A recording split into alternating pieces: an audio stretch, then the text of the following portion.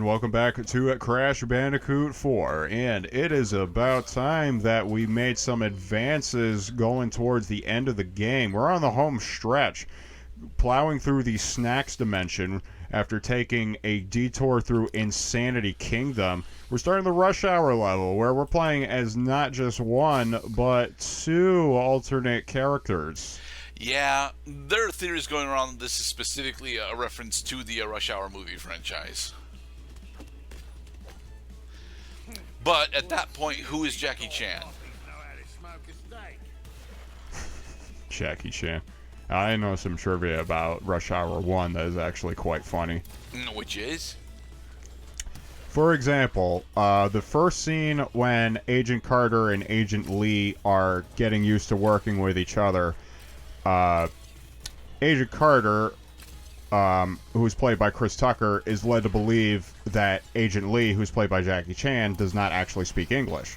This is largely attributed to an actual filming dysfunction when Chris Tucker was just getting, because he's never worked with Jackie Chan before, and he's just talking with him. He doesn't think that Jackie Chan can actually speak English, and he went so far as to pull the director aside and say, like, listen, like, can I even, like, work with this man? Like, because if we can't even have a conversation, like, there's going to be a problem. And the language barrier was actually felt on both sides, because not only could not only was Chris Tucker experiencing difficulty talking to Jackie Chan thought that Chris Tucker talked too fast, so he couldn't understand what Chris Tucker was saying. Okay. And that's why, I think that's why earlier in the movie that they have this moment where they said, like, you speak English? Why didn't you tell me before? Like, just because I didn't tell you I can't speak, it doesn't mean that I can't. Right. Good times. Yeah, Russia. That's a classic movie. Actually, that's a movie I like going back to every now and then. Good. The first one is freaking hilarious. The second one is also funny, but it also has its mediocrities. I'm not actually attached to the Rush Hour franchise at all. I know that I've seen them, all three of them, all the way through, but I have but I've got no actual attachment to them. I think that if I had to make a judgment call, I would probably say that the first one is honestly one of the better movies, but I'm not entirely sure. I think Dingo Dial was the show tunes opening of 3 being very entertaining, though. Well, sounds to me that would have been one of the best parts of Rush Hour 3 next to, like, who are you? I am you. No, stop playing games with me. Who are you? I just told you. I am you. Are you deaf? No, you is blind. So some freaking Abbott and Costello going on. Abbott and Costello. Who's on first? No, what's on second? I don't know who's on third. Third base, I don't know. I think, on the subject of franchises, I think Dingo Dial was actually referring to the Rush Hour franchise. Like, does this mean I have franchise potential? Yeah, he just did it again. Yeah. I don't have to wait for the thing to count down. I just have to make it crash into a wall because of its homing properties. Cloud, you don't have to murder the trampoline bot. I must kill the trampoline bot at all costs. Its suction cup feet will have no hold on me. Okay. And land on the trampoline bot. There you go. Spin it away when it is vulnerable. Catch the golden fruit. The apples of the gods. Nicely done. Nice use of hover second jump. This level does take the recording player quite a bit of time to get through, because these checkpoints get really far strewn out the further you get into the level. You very watch your platforming, Mr. Cloud. I did. Bouncy, bouncy, bouncy, bouncy. To hell with your crates. I've died enough times. Okay, and then one more. Leave completion to the completionist. Leave the rabbiting to the rocket rabbits. Bouncy, bouncy, And what about the bouncy. dingo dialing?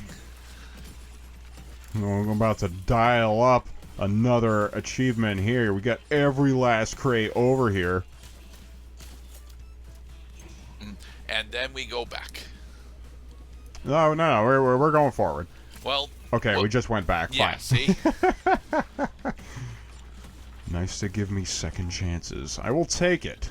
Because I've had enough Kind of chances surprised at this. you're not trying to use the floating TNT crates as projectile weapons against the nitro drones. Well, I mean, good luck getting the requisite amount of time to get your targeting right, because the nitro bots, I mean, you have to get relatively close to them before they start homing in on you, and then once they start, like, within 2 seconds, they're going to hit you. Oh wow, this level actually has 1,500 fucking Wampa fruit in it. Jesus. Yeah, do take note that when you play modern style, it doesn't reset the Wumpa fruit counter every 100 Wumpa fruit, because that indicates that you get a life. Yeah. Instead, it counts the total amount of Wumpa fruit that you get, which actually makes it a lot easier for those of us tracking Wumpa fruit gem completion to tell how close you are to your goal. And nicely done. Kill the trampoline bot. I mean, I could have taken it either way. You could have hit the TNT crate, and the TNT crate probably would have taken out trampoline boy. Yeah, the trampoline bot, 5,000. Bounce on me. Party time. Excellent. And up. There we go. Our target audience has seen Bill and Ted's Excellent Adventure. I have seen Bill and Ted's Excellent Adventure, but I don't recall a trampoline bot 5,000 in there. I think, well, that they do only go to the future once.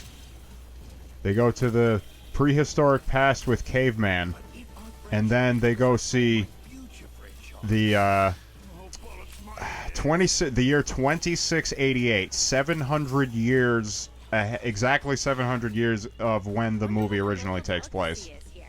I hope it's spicy and fried. So she wants Kentucky Fried Chicken with the spicy variant, right? All right, come again. Nashville spicy chicken. Oh, and Tana has just been recycled. No, which is very difficult to do with organic matter, so... Always recycle your bandicoots. We just recently did Fight Club. Yeah, that was fun. That said, always recycle your pets. Which is a terrible thing to say, because many people have deep emotional attachments to their pets. Many people. Well, I would have deep emotional attachments to my pets, if I had any pets, that is. Yeah, I also would have. And here is where I would have a deep emotional attachment to a pet. If I had one.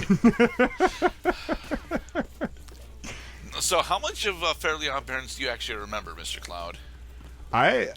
It is amazing how those early Fairly Odd Parents episodes. That's not necessarily that early. That's like season 4.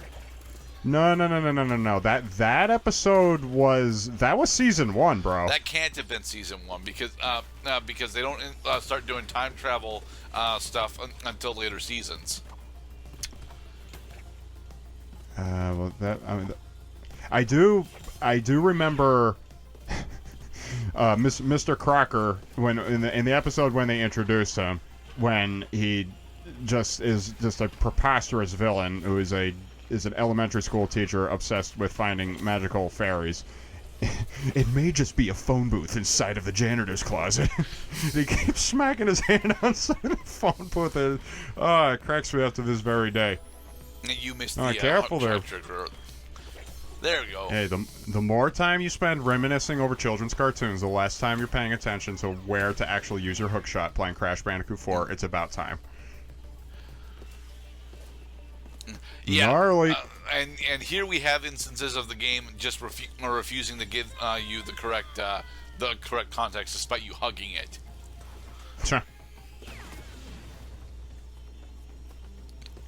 And jump off and hop. Okay. I guess we'll have to call that one the Hop Dog Machine. See, because it's got hot dogs. We only have half as much Wampa fruit as there are in the level, Mr. Cloud. They're all well. It's a Dingo dial level. There should be a ridiculous amount of Wampa fruit to collect. And then hook shot, and then hook shot. Because now that we're playing as Tana, you're gonna notice a dramatic drop off in the number of boxes and Wampa fruit there is to collect. Jump earlier this time. Very good.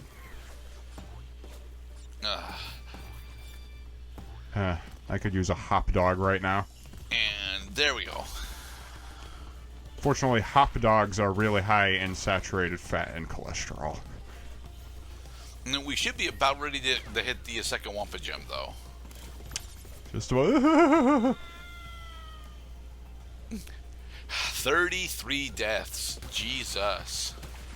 Yeah, this is a bit of a difficulty spike in the level, which is saying something because this has been a rather difficult level with the numerous number of chasms and pits in between platforms. It's mostly due to the fact that you've got inconsistent traffic lanes going through, which which makes it less than pleasant in order to try to figure out when it is safe to do things.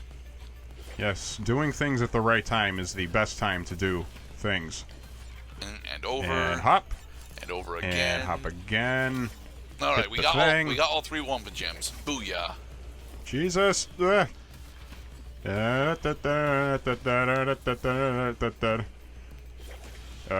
hit those.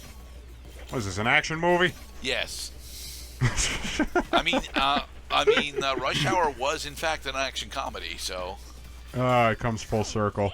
Yeah, action comedy definitely. Like, right, like at the very climax of the movie when Jackie Chan is maybe about to fall to his death, but of course, because it's a comedy with a happy ending, that Chris Tucker is going to save him. He's going to say, "Hey man, just stay out there for a half hour. I'll be right back. I'm just playing." Also, a fun fact about the Rush Hour series is that, specifically for Rush Hours 1 and 2, Chris Tucker was improvising almost the entire time. So just like the Pirates of the Caribbean movies.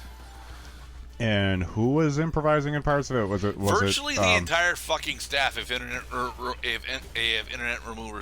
rumors are to be believed. I mean, I could see for some of the moments that they were improvised. I mean, actors are freaking talented. They script. I don't need no stinking script. I would like a script for how to get through this level in fewer than 50 tries. Well, damn it. For starters, you need to, recognize that being a ne'er-do-well daredevil is actually the safest option for most of the traffic segments. Cloud, if you had blown up the boxes on that checkpoint, you actually would have been only like 1 or 2 short to get the box gem. Ugh. Was I a little short or was I a lot short? You were like 11 short.